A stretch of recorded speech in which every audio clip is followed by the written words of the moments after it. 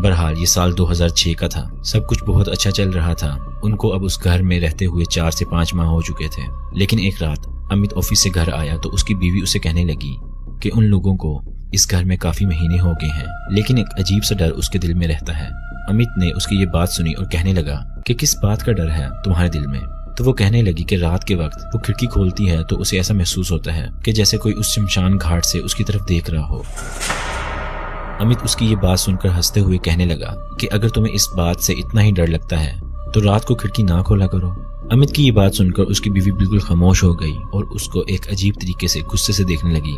इतने में ही अमित का बेटा जो 7th क्लास में पढ़ता था वो कहने लगा कि हमारे स्कूल में एक आंटी बहुत ही गुस्से में चिल्ला रही थी। अमित ने अपने बेटे की ये बात सुनकर उससे वजह पूछी तो उसने बताया तो वो कह रही थी कि हमारे स्कूल में एक सफाई करने वाली आंटी हैं। वो उनकी बेटी को लगातार देखती रहती हैं और अक्सर जब उसकी बेटी क्लास से बाहर निकलती है वॉशरूम जाने के लिए या किसी और काम के लिए तो वो औरत बिल्कुल उसके साथ साथ चलते हुए उसका पीछा करती है।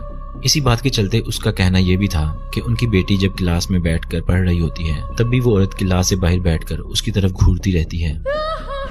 उन्होंने कई बार इस बारे में टीचर को भी कंप्लेन की थी तो टीचर्स भी यही कहते थे कि ऐसा कुछ नहीं है, आप इस बारे में इतना ना सोचें।